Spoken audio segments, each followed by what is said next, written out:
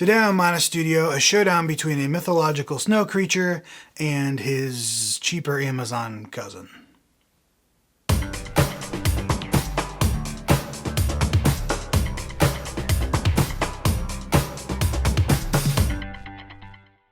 Welcome to Mina Studio. My name is Nathan. With me as always is my tech director, Ronald. And just like the mythological creature we're talking about today, he's always slightly out of focus. You're probably wondering what in the world I'm talking about at this point, or maybe you figured it out. Well, the fine folks at FiFine, say that 5 times fast, the fine folks at FiFine have sent me this USB microphone. FiFine, understand your voice better. Sure. So, when I opened it up, it reminded me of something, but I just can't think of what it is. Oh, that's right. The Blue Yeti. Well, sort of. Now, if you look at them next to each other, there's obviously one major difference, and that's the size. So next to the Yeti, the FiFine actually kind of looks like a toy, but by itself, it's not. In fact, it feels quite solid. Before I got out the Yeti, I didn't even think, oh, this is a tiny little microphone. It looked like a normal size microphone. Then when you get out the Yeti, well, it's not a normal size microphone. What in the world is, why did they make this microphone so big? I don't, it's huge. Other than that, you can tell that, well, they're cousins. At least they're probably cousins. Now, I can't say for sure that the fine folks at FiFine were going after the Yeti market. I'll let you draw your own conclusions about that. As for features, they're fairly similar. The Blue has a little more going for it. On the front of the FiFine there, you'll see it has the mic volume and the headphone volume. Or I guess that might be the back of the microphone because of the power light and buttons on front. FiFine also has a mute button on the front. The front of the Yeti, we just have the headphone volume and a mute button. The mic volume is on the back of the Yeti. That's the gain knob. And then it also has a polar pattern selector, which the FiFine does not have the option for. And if you don't know what a polar pattern is, that's just what area the mic covers. Does it only cover directly in front of it? Does it cover to the sides? It's how directional or omnidirectional the microphone is. So both have good features for a microphone.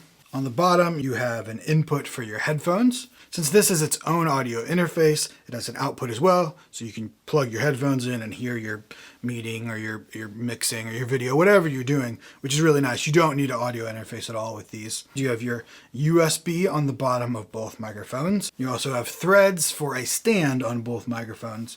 Now the Yeti has threads for a microphone stand, and the FiFine, for some strange reason, has threads for a tripod stand, but it does come with an adapter in the box so you can put it on a mic stand.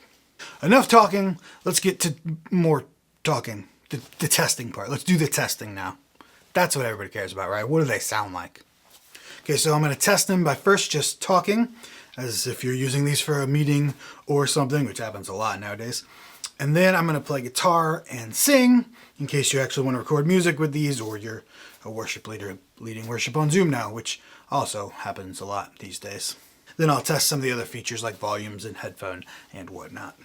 So to start, I'm going to read from a book, grab this off my shelf. Echo First Pulse by C. Scott Frank, who actually is the guy who wrote the Christmas devotional that I'm recording the songs for. There's another video on my channel about that. He also writes science fiction, and he sent me this.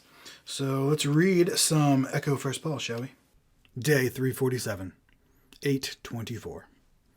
Group 15 beginning final approach. Lincoln Harris keyed the comm, sharing the update with the rest of his team. Stasis seems to be holding. Shuttle looks good.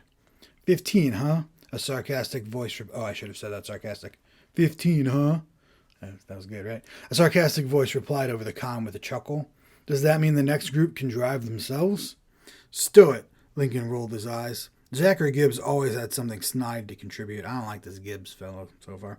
After a year on the station with the man, It was starting to get old.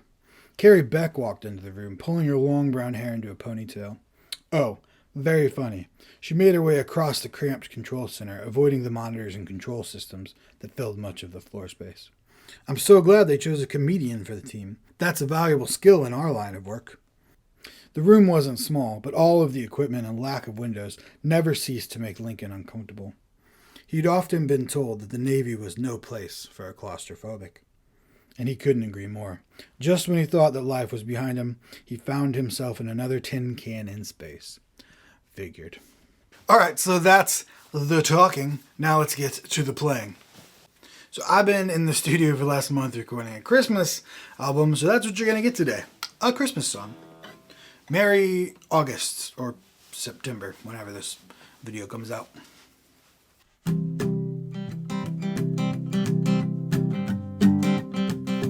Joy to the world, the Lord is come. Let earth receive her King. Let every heart prepare him room. And heaven and nature sing, and heaven and nature sing, and heaven and nature sing.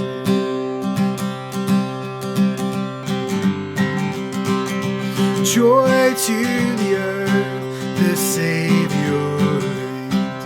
Let men their songs employ, while fields and floods, rocks, hills and plains, repeat the sounding joy, repeat the sounding joy, repeat the sounding joy.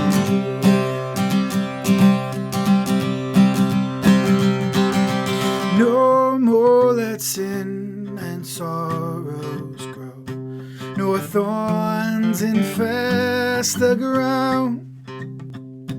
He comes to make his blessings flow, far as the curse is found, far as the curse is found, far as the curse is found.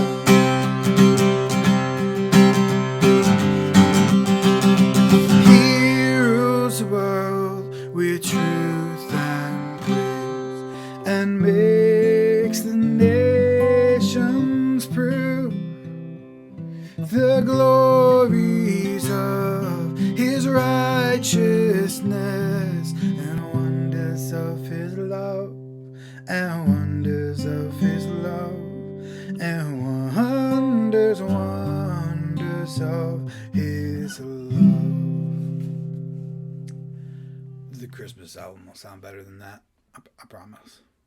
Alright, so test completed. A little note about the gain of the microphones. The FiFine is way hotter than the Yeti.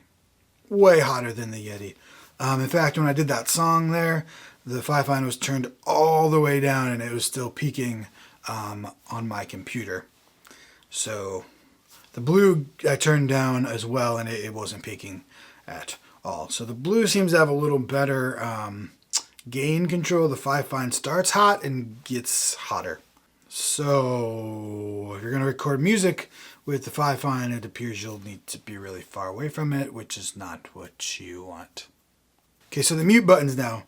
The Blues is a bit larger and easier to find, but the FiFines is actually better as far as a light indicator. On the FiFines, when you hit the mute button like so, it turns red. Green means it's on, red means it's not. The Blues, is red all the time, which I thought meant the mute was on, but it doesn't. If you click it, it flashes.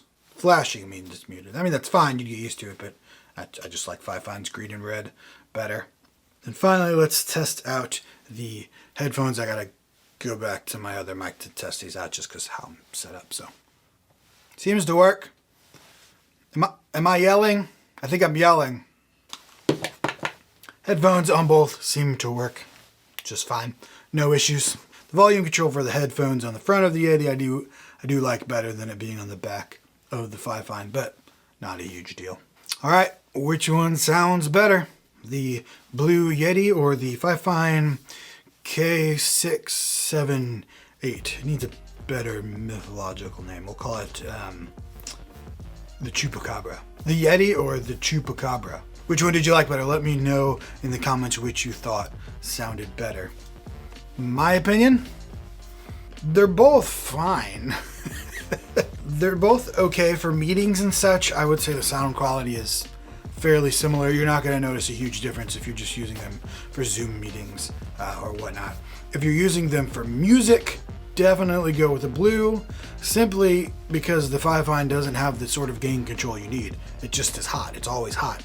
You're going to peak. That's all there is to it. So not great for music production, in my opinion. I think the Blue seems to have a more balanced sound. It seems to have more even between the lows and the mids and the highs, which is good for a microphone, obviously. The FiFine seems to have a little more mids, a little more bump in the mids that is fine for meetings and such, and actually can be a good thing for like Zoom meetings because it's easier to hear you with the mids higher. But for, I would say, audio fidelity, I think the Blue wins out. The Blue is around the $120, $130 mark. The FiFine is the $80 mark. So there's like a $50, $60 difference, which is big, but not as big as you'd think it'd be. Still an $80 microphone versus a $120 microphone. That's kind of close to the same price bracket, I would say. I will say the Blue is absurdly large. It takes up a lot of desk space, which could be a good thing. It's hefty. You're not going to knock it over easily, but it's big. If you have a small desk, it's huge. The FiFine is much smaller, which could be good or bad.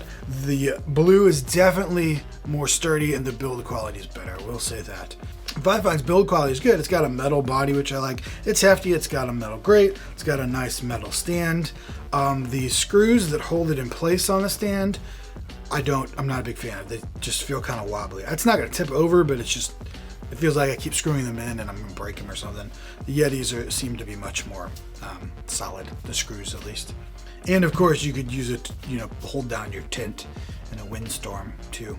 That is my opinion. If you'd like to learn more about them, the links to both of these mics will be in the description below the video. Let me know what you thought in the comments, which one sounded better. Thank you so much for watching. If you like this video and want to see more like it, please subscribe, and I will see you back here next time.